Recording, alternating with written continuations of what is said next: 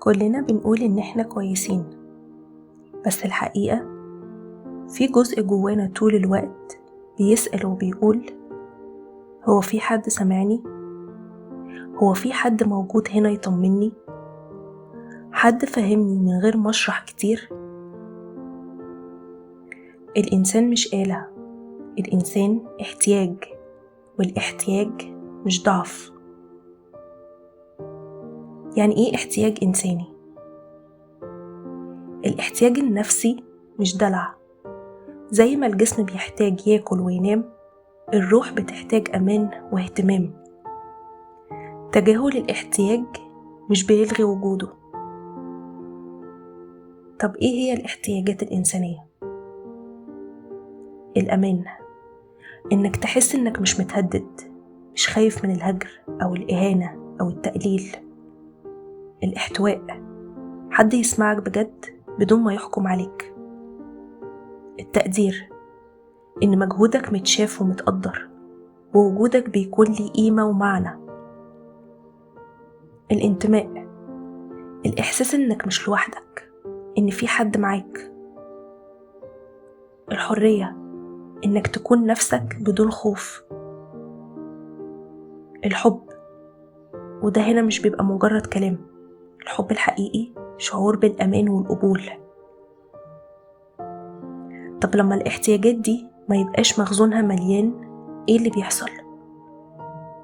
بتلاقي كده في تعلق زايد، حساسية مفرطة، عصبية أو برود، محاولة منك من إرضاء الجميع، الهروب المستمر، الشعور الدائم بالنقص.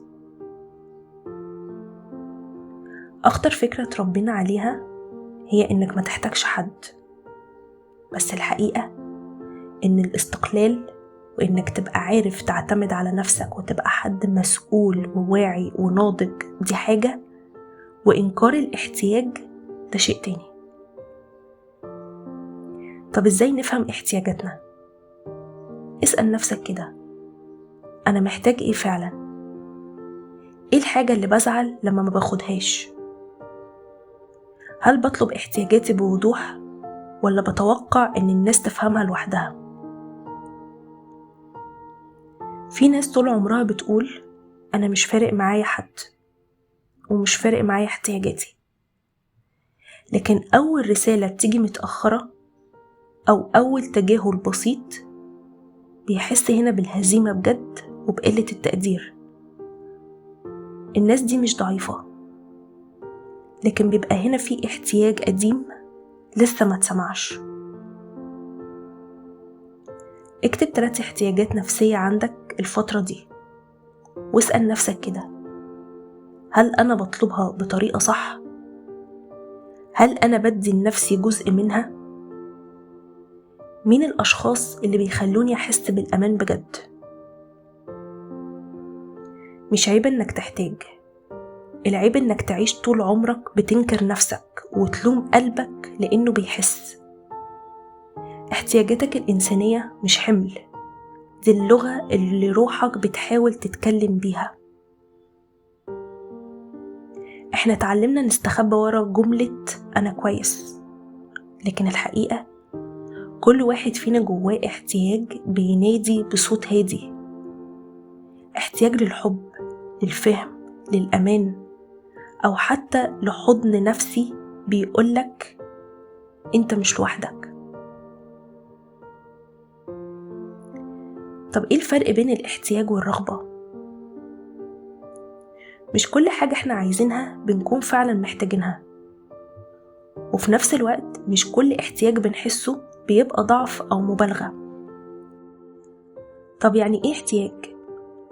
الاحتياج هو شيء أساسي لاستقرارك النفسي أو الإنساني، زي الأمان، التقدير، الحب، الراحة، الشعور بالقيمة.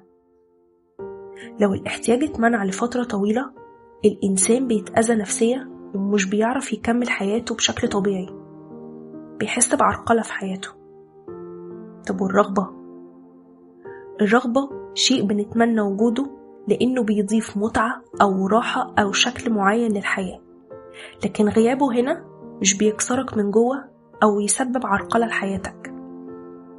زي كده أنا نفسي أغير الموبايل، هنا دي رغبة، لو غيرتها النهاردة بكرة بعد سنة تمام، مفيش مشكلة، حياتي ماشية ومكملة.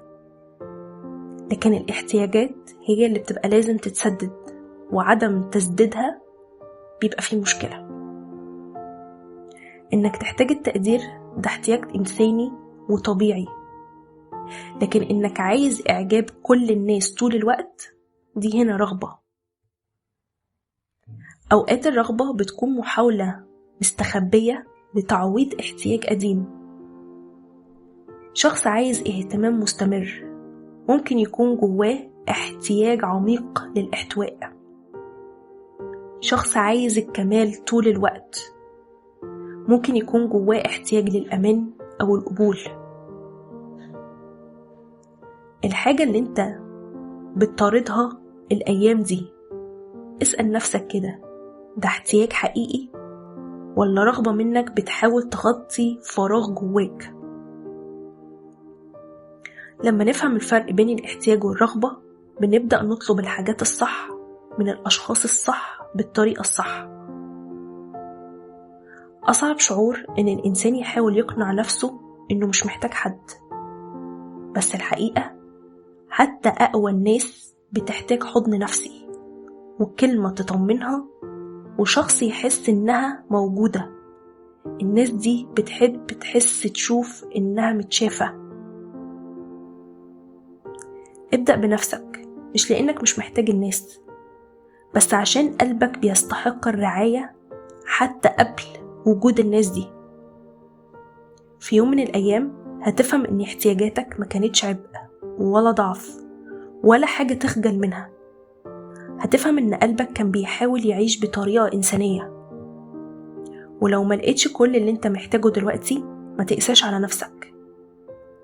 أوقات الحاجات الجميلة بعضها بيوصل بطريقة متدرجة، الأمان، الراحة، الأشخاص اللي بجد. ولغاية لما ده يحصل اسمح لقلبك إن هو يحس بدون اعتذار. أيامكم كلها جميلة.